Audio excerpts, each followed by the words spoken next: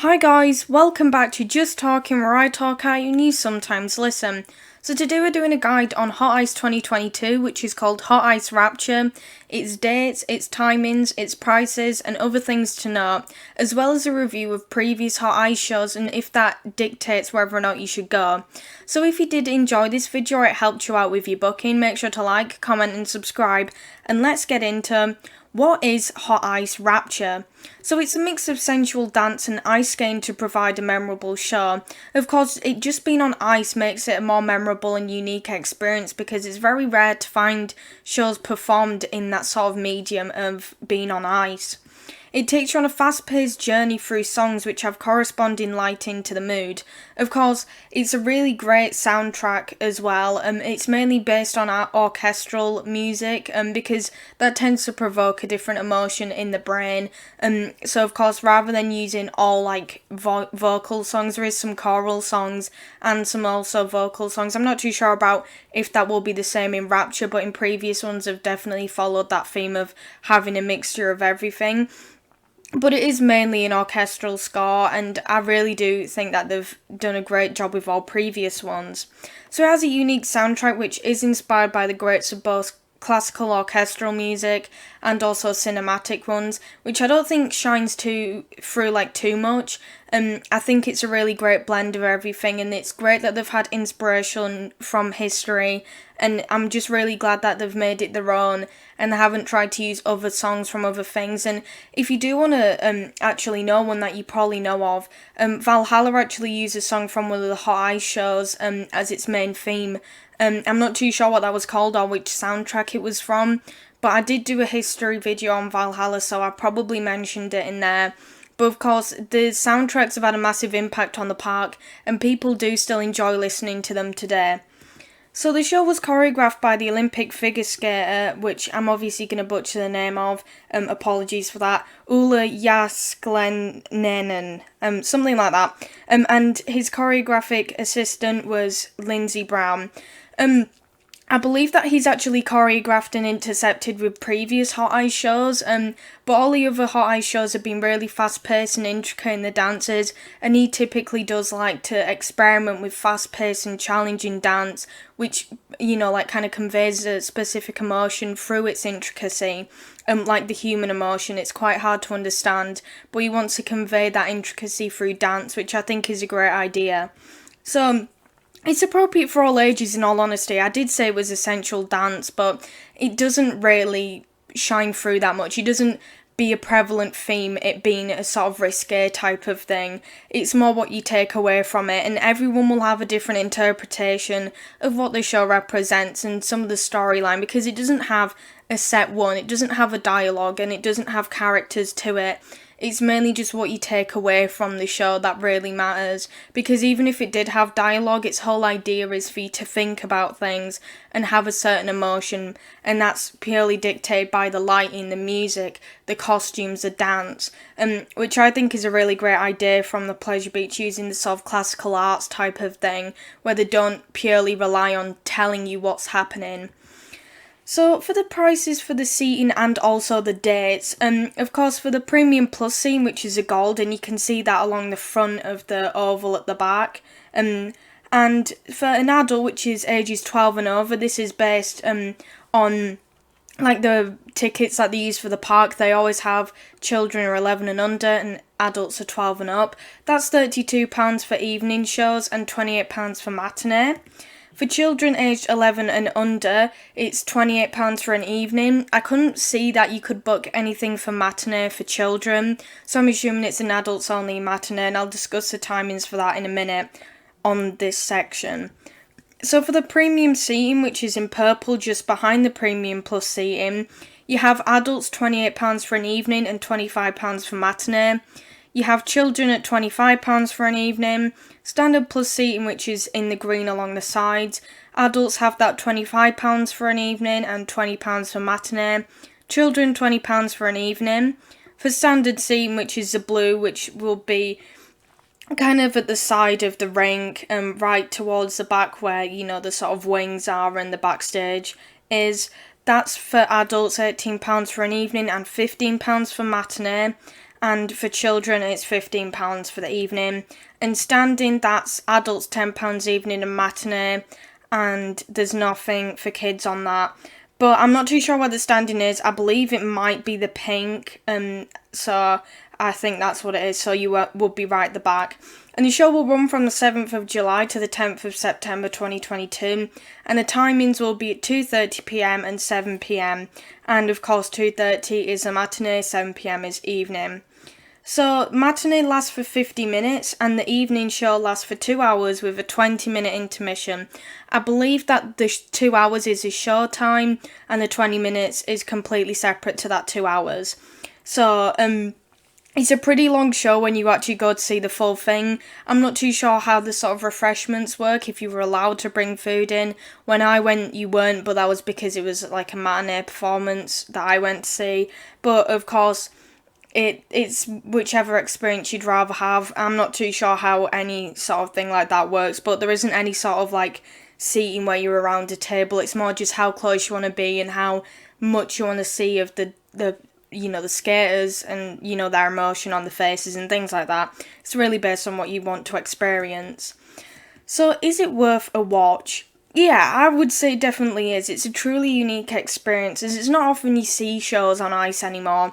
Of course, I have recently brought back the TV show Dancing on Ice, and not particularly taken up an interest in that in all honesty, but, I would say it's a really great experience to go see because, of course, they will continue to do hot ice. It prevails to be popular and award-winning. But, it's always great to get the opportunity to see it because every single year that they do a new one, and sometimes they'll do, like, one if it's really popular for 2 years or 3 years. But, of course, that's a really crucial part. They just really like doing them. They really get the good responses from it. And if it's deemed good from other people's perspective, I suppose that's more of a thing that everyone should enjoy some aspect of it. And I truly do believe that even if you're not a big fan of the sort of concept of it, I believe there is something for everyone to enjoy and something for everyone to take away from it.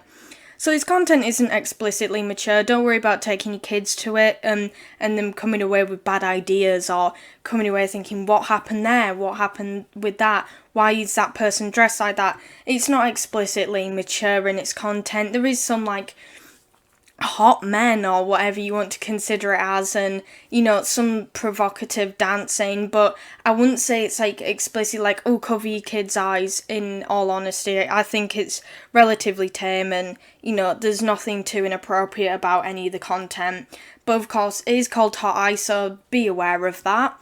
The soundtrack is beautiful and the lighting and dance perfectly mirrors it. I really did like how they didn't just go for red for angry. They would sometimes have sort of fiery type of lighting for things like that, and they really did experiment with how they do things, which I really did like. They didn't just go for stereotypes and having one set thing. They kind of experimented with it, which I quite liked. So however, if you don't like watching the arts like classical music and classic performance of dance without speaking, this may be quite boring. It doesn't feature dialogue, and it might be a little bit boring for you, so you might want to sit out on it, really. They do other shows, like they are doing an Aladdin pantomime this year. I did actually do a video on the Christmas events for this year, and there is quite a few shows that they'll be doing, so of course you can check them out instead because they will have dialogue for you.